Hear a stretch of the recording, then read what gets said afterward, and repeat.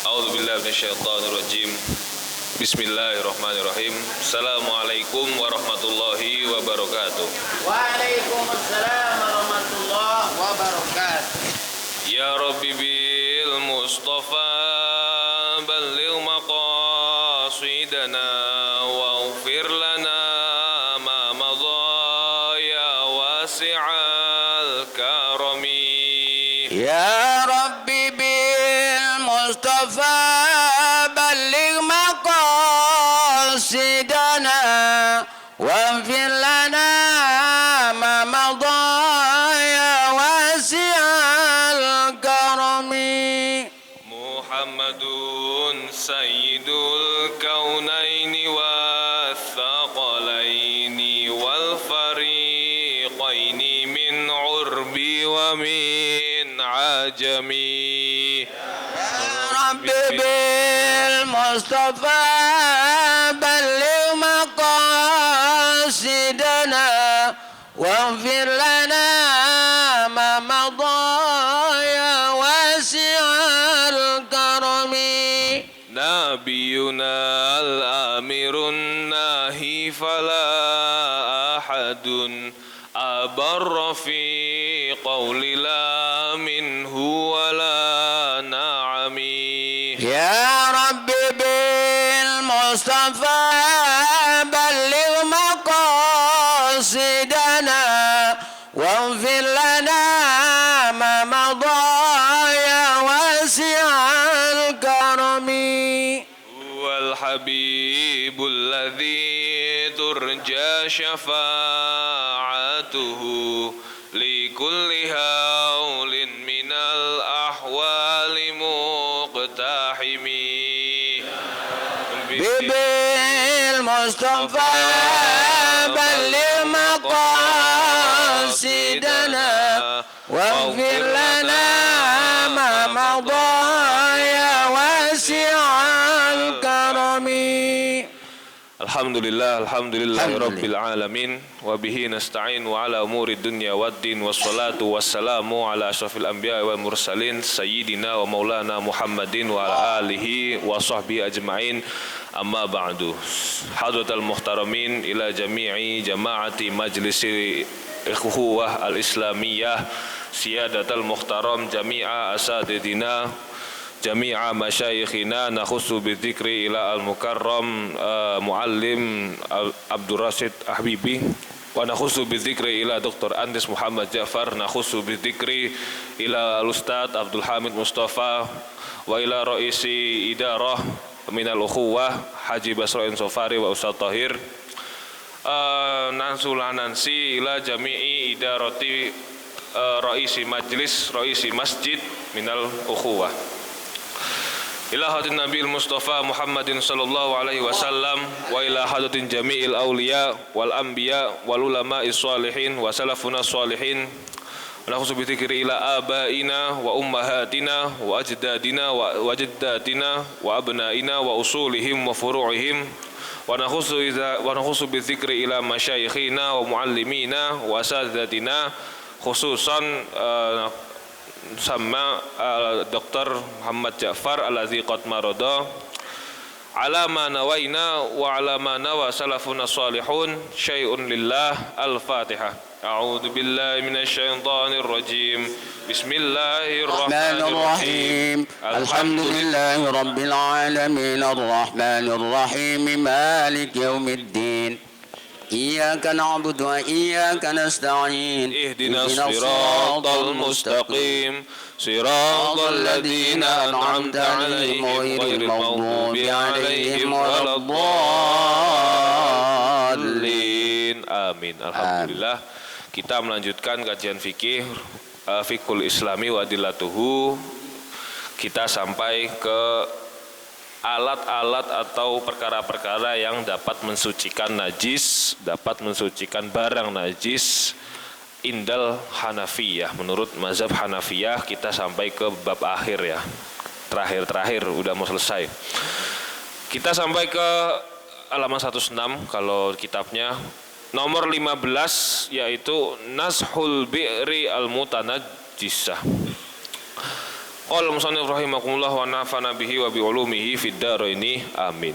Metode yang digunakan, salah satu metode penyucian yang digunakan oleh mazhab Hanafi, mayoritas mazhab Hanafi, yang ke-15 adalah nazhul bi'ri al-mutanajjisah, menguras al-bi'ri suatu sumur atau mata air, telaga, juga bisa dikiaskan, disamakan menguras kulah, menguras kamar mandi, bak kamar mandi. Au ghaurani ma'il bi'ri. Yang dimaksud menguras di sini adalah membuang keseluruhan air qadra ma yajibu, sesuai apa? Sesuai dengan ketentuan yang nantinya akan disebutkan di belakang. Ada kalau misalnya najis mukhaffafah dibuangnya segini, ada itu. Kalau najis mutawasito sedengan dibuangnya airnya segini, kalau misalnya mughalladoh dibuang seluruhnya. Mutahhirun laha kan nazhi. Nah, yang seperti ini itu menurut mazhab Hanafiyah dia dapat mensucikan air. Sumur, kenapa kok ada namanya nazhul bi'ri? Kita nggak mungkin nguras sumur seluruhnya. Misal ada satu bangkai, apapun hewan yang najis, bangkai najis jatuh ke dalam suatu telaga kecil atau sumur, katakanlah danau cincin, tapi dia jumlahnya lumayan banyak, itu pasti akan mempengaruhi kualitas air, entah itu baik dari rasa, warna, dan sebagainya. Masa harus kita dak atau harus kita bendung pakai dam? Sangat merepotkan. Karena itu menurut mazhab Hanafiyah, nah ada cara yang namanya menguras atau menimba air. Nanti ada kadarnya. Kira-kira yang dibuang seberapa. An-nazhu, yang dimaksud dengan naz'u atau naz'ah, huwa nazhu ma wajaba minad dilai, ialah membuang air yang wajib, aunas yang membuang air yang wajib, ya tadi sesuai dari takaran najisnya yang wajib dibuang menggunakan timba kalau zaman dulu. Aunashu jami'il ma'i, atau membuang seluruh air ba'da istikhrajil waqi', setelah mengeluarkan najis yang jatuh di dalam sumur, sungai, atau bak kamar mandi. Kita kiaskan, kita samakan tersebut. Fil bi'ri, dalam air tersebut, minal adami, baik itu bangkai manusia, au ghairihi minal hayawani, atau hewan-hewan lainnya. Najisnya pertama dibuang dulu, kemudian baru airnya dikuras. Kalau ibarat paling gampang, misal ada bangkai lalat itu jatuh ke dalam air minum kita, lalatnya kita buang dulu, kemudian katanya sesuai sunnah Nabi dicelupin dua kali. Beberapa air yang ada di permukaan, yang tadi lalatnya jatuh atau hewan kecilnya jatuh, itu kita buang sebagian. Biasanya kan orang tua disendokin dikit-dikit dibuang. Itu ibaratnya sama seperti itu, cuman dalam skala yang lebih besar. Kalau nguras sungai, sumur, itu skalanya sangat besar. Wa huwa mutahhirun lil bi'ri. Metode seperti ini dia dianggap bisa mensucikan sumur, telaga, mata air, atau kamar mandi tersebut, bak kamar mandi maksud saya. Wa idza wajaba nashu jami'il ma'i, apabila diwajibkan maksudnya apabila memang harus dikuras, sudah ketahuan ada najis yang jatuh dan akhirnya mau nggak mau dikuras, fayam bagi saddu jami'i manabi'il ma'i, maka wajib harus ditutup seluruh aliran sumberan mata air. Paham nggak? Mata air yang keluar atau sumber mata air yang masuk menuju telaga sana, sumur sana, ataupun bak kamar mandi, itu harus dibendung, ditutup.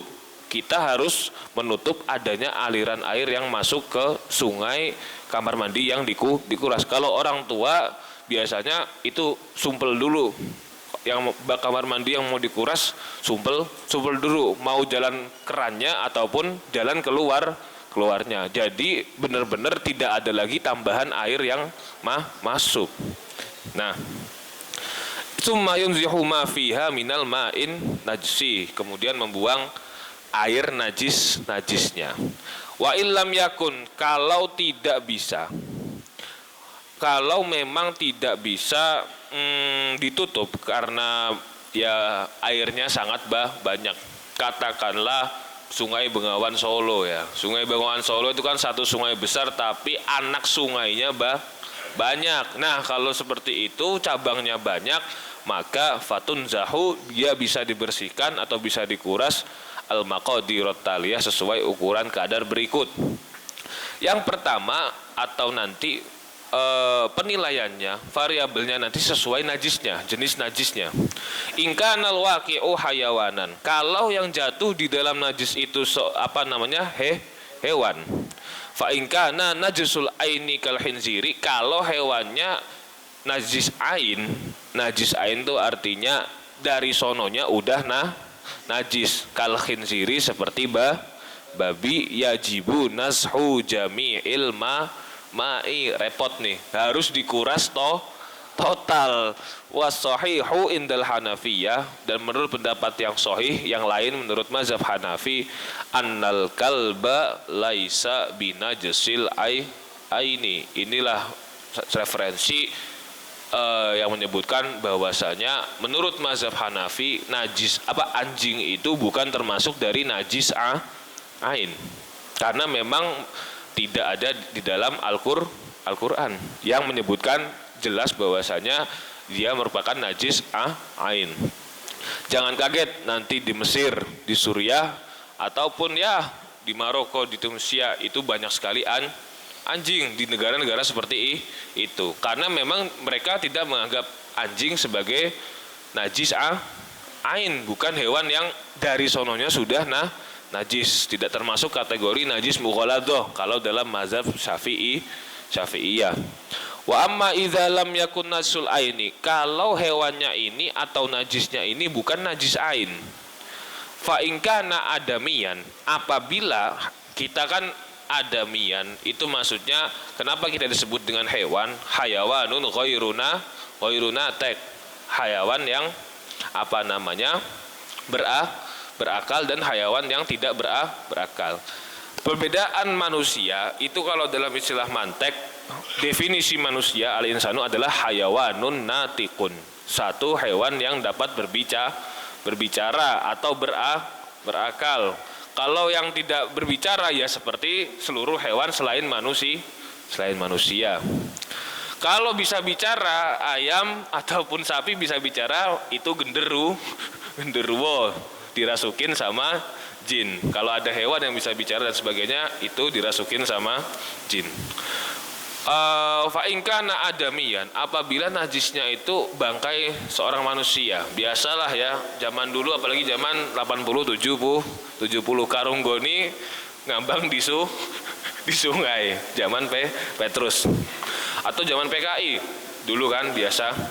Fala yang jusu albiru, maka kalinya atau sumurnya, sungainya tidak najis atau tidak menjadi najis. Kenapa? Karena bangkai manusia atau tubuh manusia itu dianggap suci.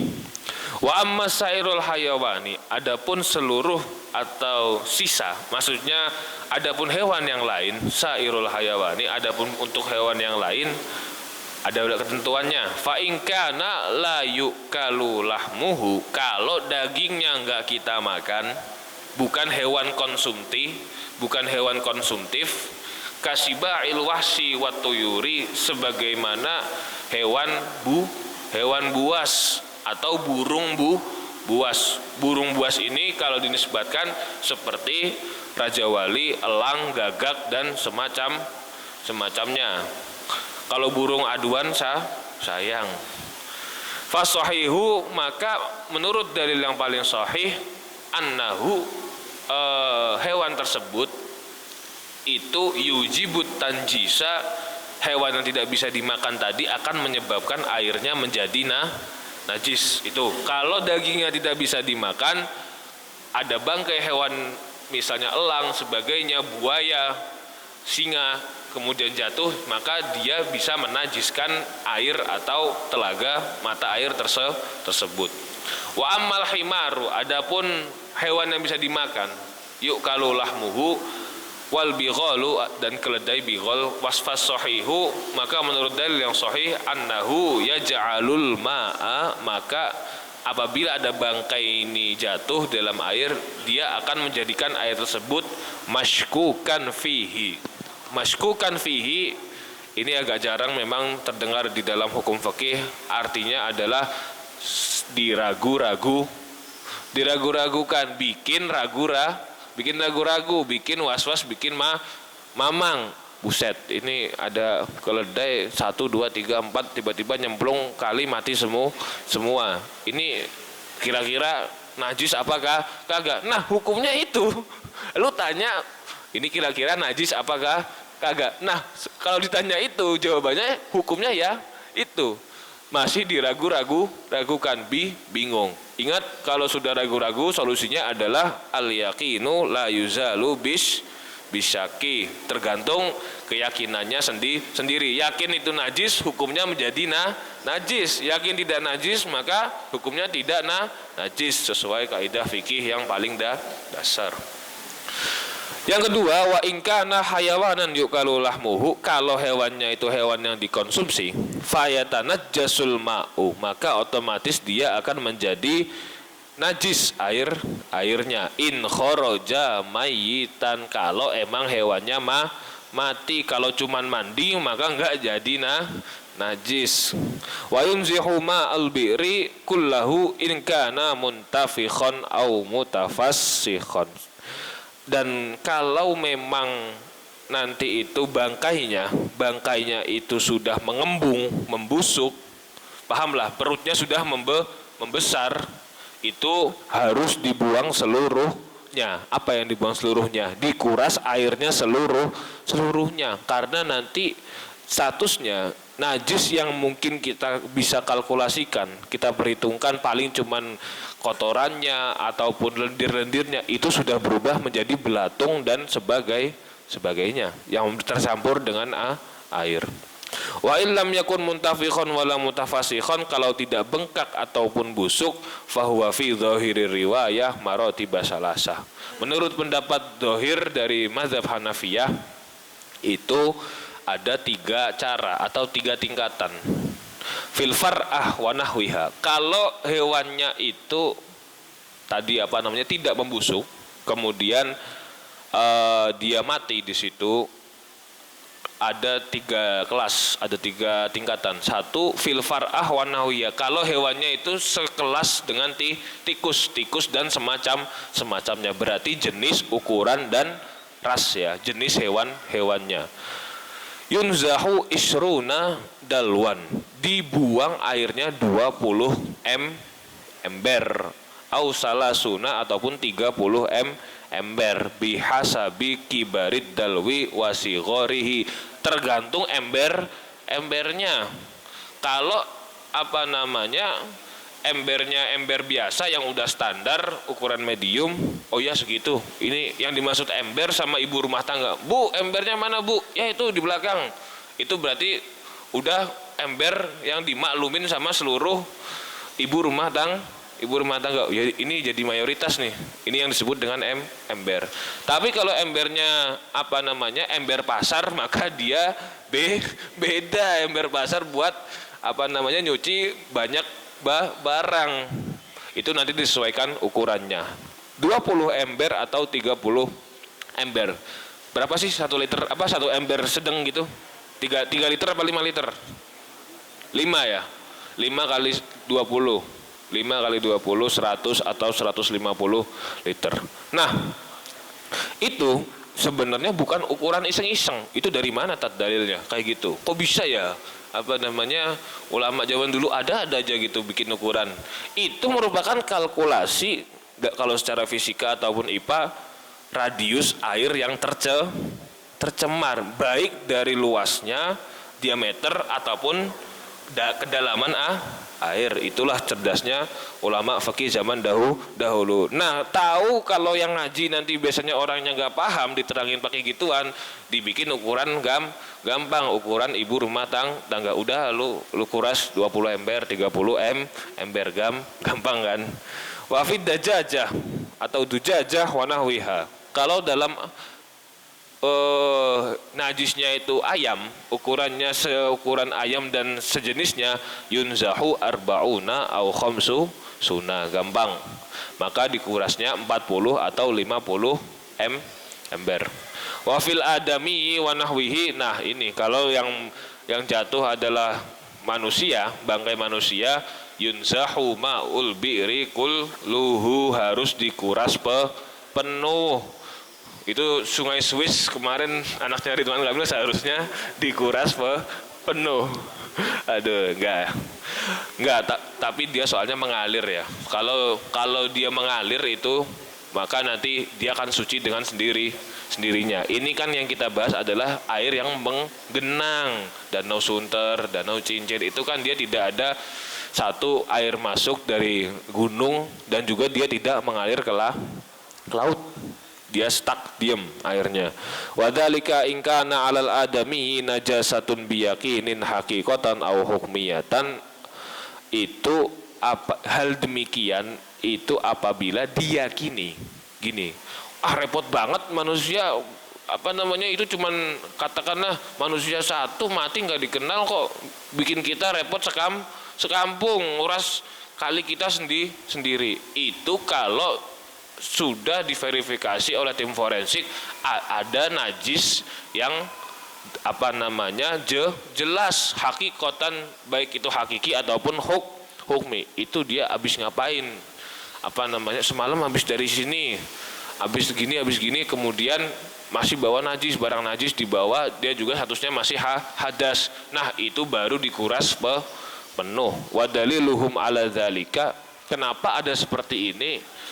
Ialah fi'lus sahabah, adalah sebagaimana yang dicontohkan oleh sahabat, yang dikerjakan oleh para sahabat radhiyallahu anhum. Walam yasihu fihi hadisun nabawi. Tetapi kalau mau tanya redaksi hadis, dalil hadis, itu tidak ada satupun hadis sahih mengenai tata cara ini.